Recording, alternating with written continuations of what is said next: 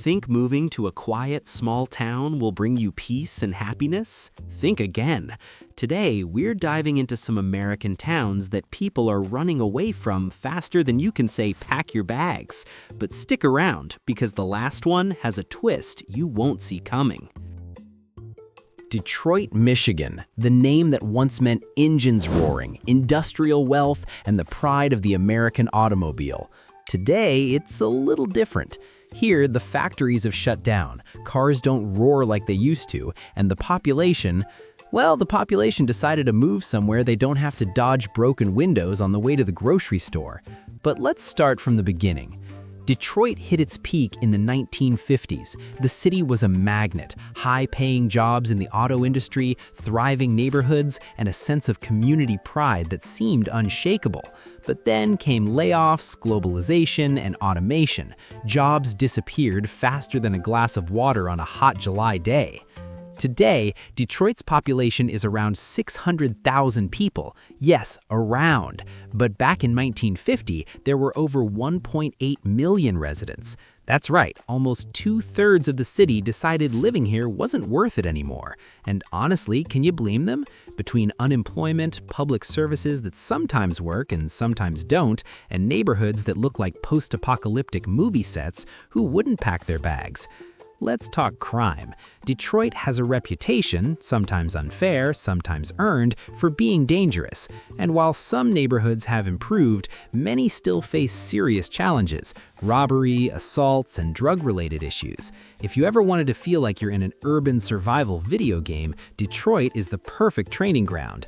And the houses, oh, the houses. If you've ever wanted a photography project featuring abandoned homes, this city is basically an open-air museum. Collapsed roofs, broken windows, overgrown yards, and all just steps away from main streets. Some investors have tried revitalizing neighborhoods, but when there are more empty houses than people, it feels more like an episode of Impossible Challenge than urban planning. But Detroit isn't all despair and decay. There's a cultural revival that's hard to ignore. The music scene is alive. From Motown to hip-hop, Detroit has given the world sounds you just can't ignore. Street murals, art galleries, and innovative restaurants show that creativity persists, even when the city is struggling to breathe. It's like that one friend who's always in trouble but somehow still manages to surprise you. So why are people leaving? Simple: opportunity. If you're young and looking to build a career outside of food service or street art, options are limited. Many move to nearby suburbs, others cross the country chasing decent pay and safety. Detroit is left with those who love the history, those who can handle unpredictability, and those who enjoy sarcastic commentary like mine. Now, if you're wondering whether you should visit or even move here, let me put it this way. If you love exploring industrial history, seeing incredible street art, and experiencing a city that mixes beauty with decay, Detroit has something special. But if your idea of fun is walking around without worrying about broken windows or flickering streetlights, maybe think twice. And here's the best part. Despite all its problems, Detroit has a spirit few cities can match. The people who stay, the artists, the entrepreneurs, they're rebuilding a city that refuses to die. So even though many ran away, there are those who find magic in its empty streets, its living history, and that stubborn pride that says Detroit is still here, and it's gonna surprise you. So if you ever decide to venture here, don't just see it as a city in decline, see it as a place that challenges you to look beyond the obvious.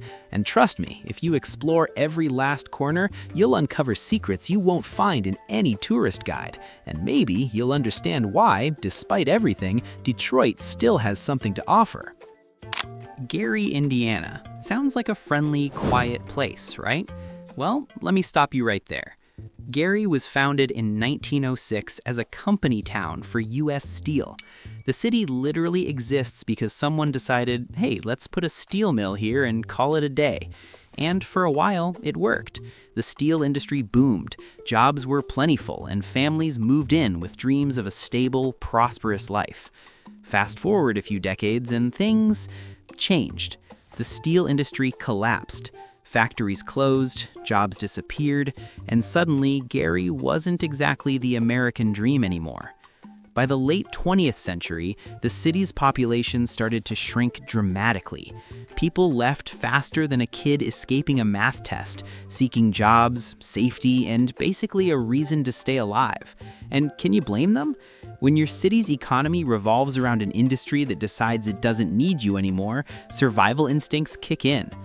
Today, Gary has a population of about 69,000 people, down from over 178,000 in 1960. That's more than half the city gone. Empty houses, abandoned schools, and overgrown lots dominate the landscape. If you enjoy urban exploration, congratulations, you're in heaven. If you're hoping for bustling streets, think again. And let's talk about crime. Gary has struggled with some of the highest crime rates in the nation. Property crimes, violent crimes, it's all here, neatly wrapped up in statistics that would make even the bravest news anchor pause. Now, not every corner of Gary is dangerous, but the perception alone keeps people moving out faster than a steel shipment in the 1920s. But it's not all doom and gloom. Despite the decline, Gary has character.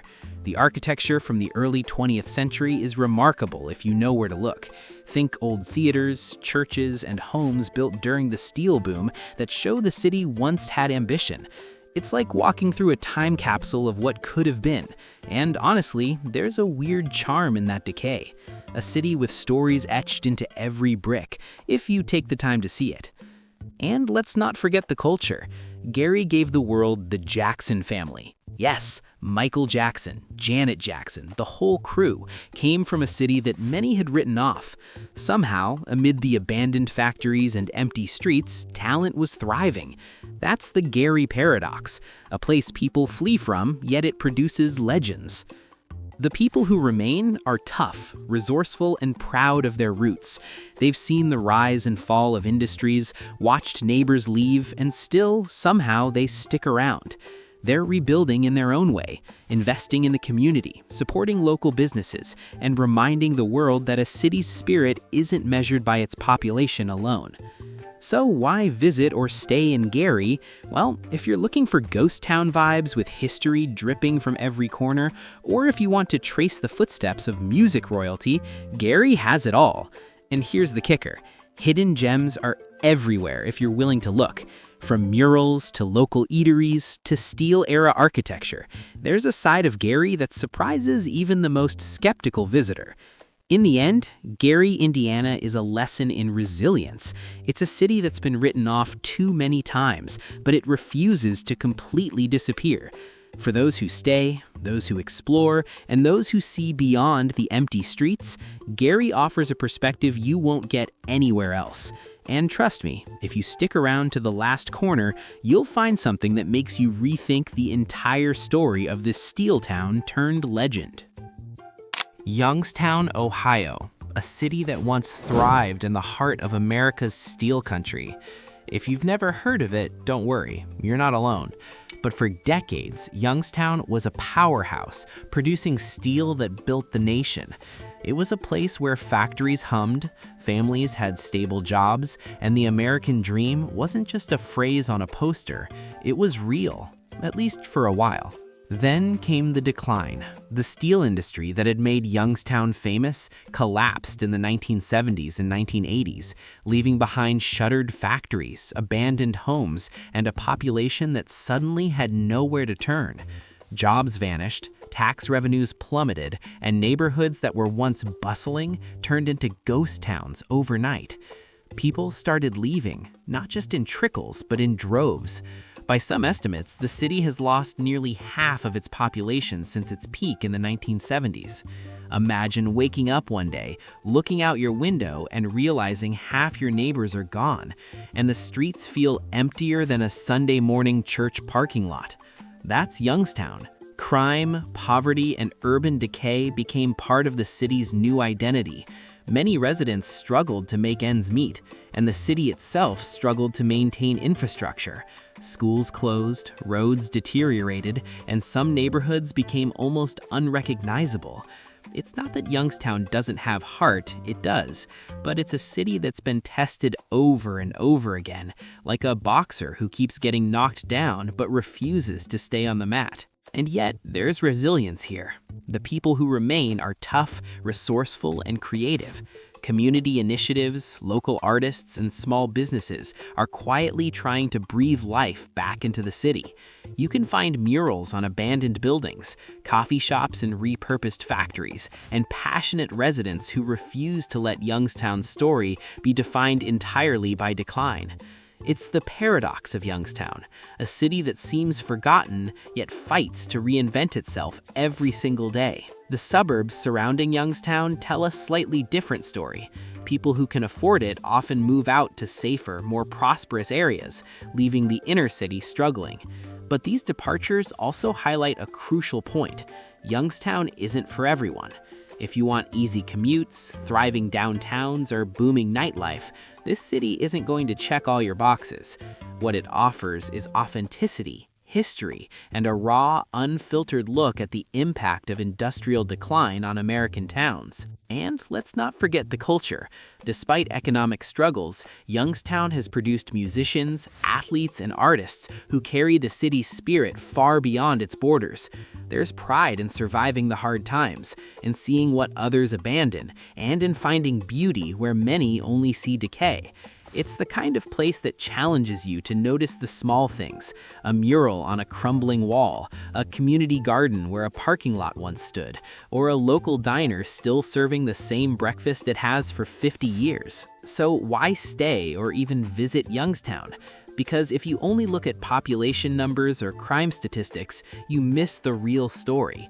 Youngstown teaches you about resilience, reinvention, and the stubborn pride of its people. It's not a city for the faint of heart, but for those willing to see beyond the surface, it's full of hidden lessons and unexpected charm. And here's the kicker: explore a little deeper, and you'll find corners of the city that feel alive, creative, and ready for someone to notice. That's the magic of Youngstown, the last thing you'd expect in a city that's been written off so many times. Flint, Michigan. The name alone can make some Americans flinch. A city that once symbolized industrial strength and American ingenuity, now often associated with one of the worst public health crises in recent U.S. history. But let's start at the beginning, because Flint's story is not just about decline, it's about survival, stubbornness, and a community that refuses to disappear quietly. Flint was founded in the early 19th century, but it became truly famous as an automotive hub. General Motors set up shop here, and for decades, Flint's economy thrived on the back of auto manufacturing. Jobs were plentiful, neighborhoods were bustling, and families could count on stable work to provide a decent life. For a while, Flint seemed like every Midwest city's dream: hard work, strong industry, and a tight-knit community. Then came the decline. The collapse of the auto industry in the latter half of the 20th century hit Flint like a hammer. Factories closed, unemployment skyrocketed, and once thriving neighborhoods began to empty. People left in droves, seeking work, stability, or simply a place where the infrastructure wasn't crumbling around them. Today, Flint's population is less than 80,000, down from over 200,000 at its peak. Imagine a city losing more than half its residents, entire streets becoming ghost towns almost overnight. That's Flint. And if economic decline wasn't enough, Flint faced a crisis that brought it national attention: the water crisis. In 2014, a decision to switch the city's water supply led to lead contamination affecting thousands of residents.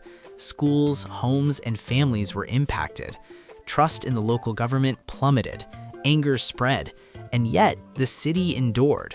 Flint became a cautionary tale, a headline on the evening news, and a symbol of governmental failure. And yet, people stayed. Many couldn't leave, and many refused to leave their home, their community, their city. Crime rates have also been high, and poverty is pervasive. Walking through Flint, you can see boarded-up buildings, abandoned homes, and infrastructure that desperately needs repair. Some might say Flint is a city where hope went to retire. But here's the thing: the people who remain are fighters. Community activists, volunteers, and local entrepreneurs are slowly trying to rebuild, one block at a time. Gardens grow in abandoned lots, murals adorn old walls, and local businesses innovate despite the odds. Flint is the city that refuses to be erased. And let's talk culture. Flint may have faced tragedies, but it has also produced talent and resilience. Artists, musicians, and athletes who grew up here carry the city's toughness with them. The spirit of Flint is not in its empty streets, but in the people who refuse to give up, who find ways to thrive despite decades of adversity. And if you're willing to explore, you'll find hidden gems, murals, community projects, and stories that you won't hear anywhere else. It's a city that teaches you about grit, endurance, and the power of community. So why visit or even pay attention to Flint? Because if you look only at headlines, you miss the human story. Flint is about survival, resistance, and unexpected beauty.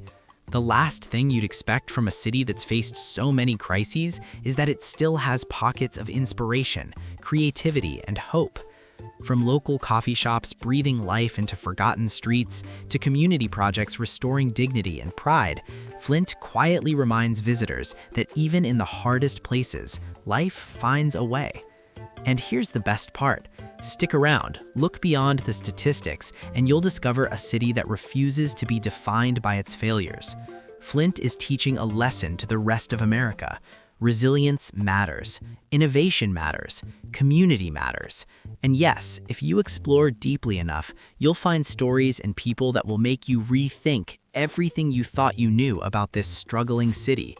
Flint isn't gone, it's quietly fighting back. And for those who notice, it's a city full of surprises. So there you have it. Detroit, Gary, Youngstown, and Flint. Cities that some people fled, some people abandoned, and some, well, just got tired of the chaos. But here's the thing. Behind the boarded-up windows, the empty streets, and the news headlines, there's a story you won't hear on the evening news. People are still here. Communities are still fighting, and creativity, resilience, and pride refuse to die. So before you write off these cities as lost causes, remember, there's beauty in survival, charm in unexpected places, and lessons in seeing the world as it really is, not just as a map of statistics. And if you stick around long enough, you might even discover something no one expected: hope, hidden gems, and the undeniable fact that these cities are still very much alive, in their own chaotic, stubborn way. If you liked this tour through places people are running from, hit that subscribe button, because next week we'll explore more towns that will shock you, make you laugh, and maybe even make you rethink where you want to live. Trust me, the last one will blow your mind.